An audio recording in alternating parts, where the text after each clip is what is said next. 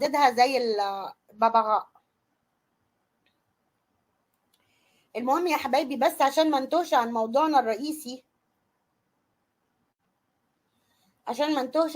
الرئيسي، أنا بأناشد منظمات حماية الأطفال في مصر وإغاثة الأطفال في مصر في إنهم ينقذوا نور منير المسكينة من اغتصاب أبوها منير ليها.